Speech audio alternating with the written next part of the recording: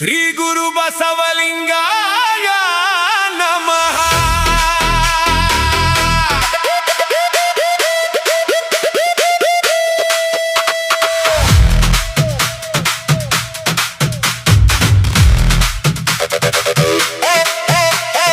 ಕಟ್ಟೆ ಕಟ್ಟುತ್ತೇವೆ ಕಲ್ಯಾಣ, ನಾ ಮತ್ತೆ ಕಟ್ಟುತ್ತೇವೆ ಕಲ್ಯಾಣ.